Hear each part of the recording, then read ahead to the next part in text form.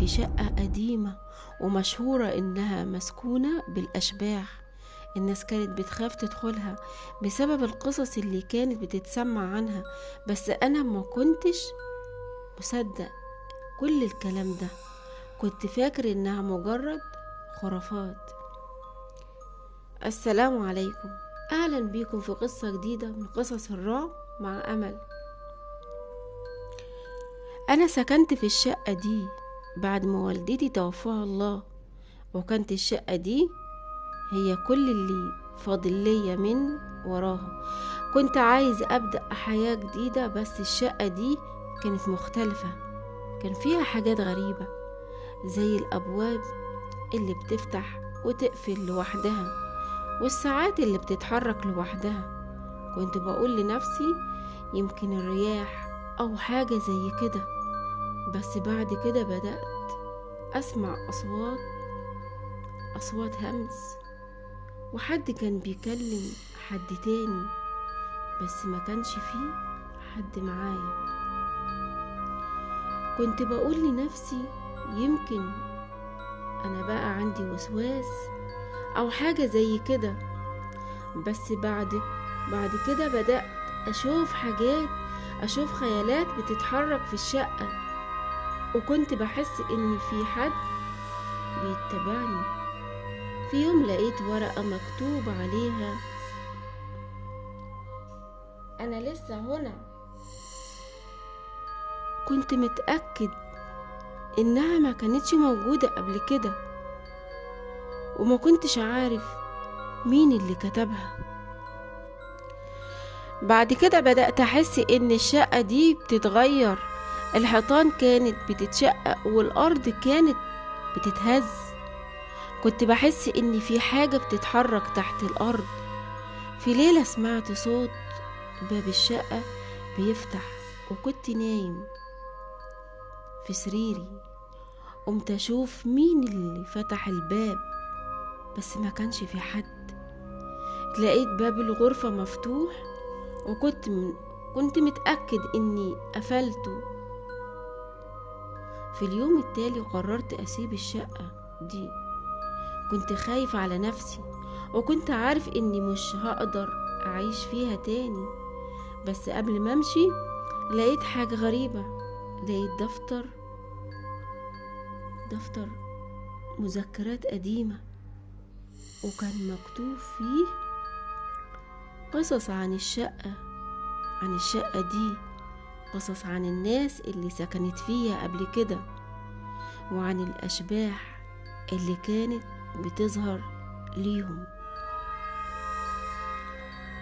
قرأت الدفتر واكتشفت إن الشقة دي لها تاريخ طويل من الرعب. كانت في أسرة سكنت فيها، وكان عندهم بنت صغيرة. البنت دي ماتت في الشقة دي، ووالدها ووالدتها ماتوا بعدها بفترة قصيرة. كانوا بيقولوا إن البنت دي لسه موجودة في الشقة، وإنها بتظهر للأشخاص اللي بيسكنوا فيها.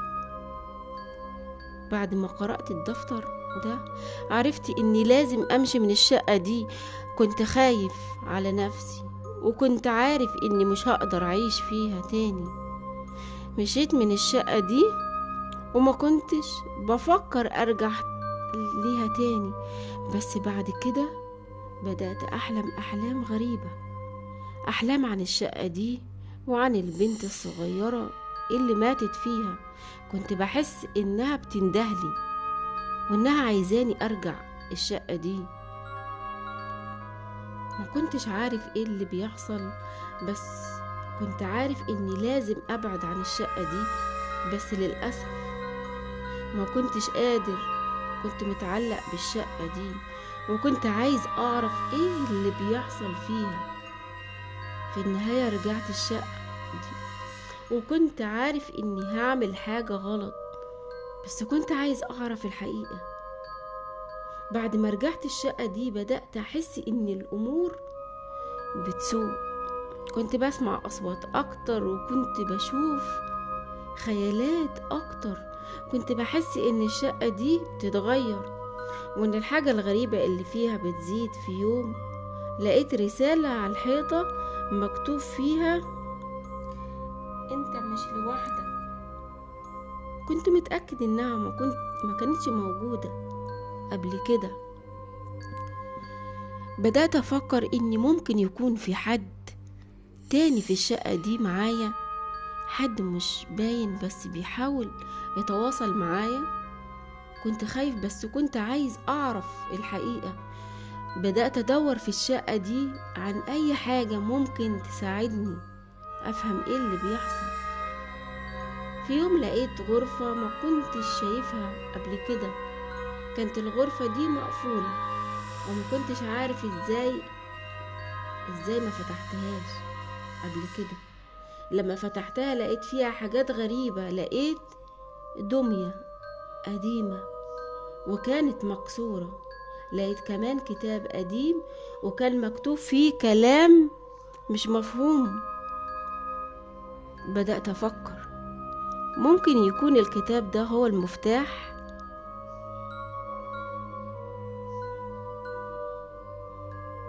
عايزة أفهم إيه اللي بيحصل في الشقة دي. بدأت أقرأ فيه وكنت بحس إن الكلام اللي مكتوب فيه بأثر عليا. كنت بحس إن في حاجة بتتحرك جوايا وإن في حاجة بتتغير. بعد ما قرأت الكتاب ده بدأت أحس إن الأمور بتسوء أكتر. كنت بسمع أصوات أكتر وكنت بشوف خيالات أكتر. كنت بحس إن الشقة دي بتتغير وإن الحاجة الغريبة اللي فيها بتزيد. في يوم لقيت نفسي في الغرفة المقفولة دي تاني. كنت مش فاكر ازاي انا جيت هنا. كنت مش فاكر ايه اللي بيحصل. في اللحظة دي عرفت اني لازم اخرج من الشقة دي. كنت عارف اني مش هقدر اعيش فيها تاني، بس لما حاولت اخرج لقيت ان الابواب والنوافذ كلها مقفولة. كنت محبوس في الشقة دي وكنت مش عارف ازاي اخرج منها. في اللحظة دي سمعت صوت البنت الصغيرة كانت بتندهلي وكنت بحس انها بتقولي انا لسه هنا. كنت عارف اني في خطر وكنت عارف اني لازم اعمل حاجة، بس ايه اللي ممكن اعمله؟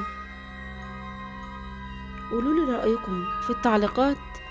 ايه اللي ممكن يتعمل؟ قولولي في الكومنتات ايه رأيكم في القصة. ولو عندكم قصة رعب حصلت معاكم ابعتوها لي علشان نحكيها في فيديو جديد. لو عجبتكم القصة اعملوا لايك واشتركوا في القناة واضغطوا على علامة الجرس. اشوفكم في الفيديو اللي جاي. السلام عليكم ورحمة الله وبركاته.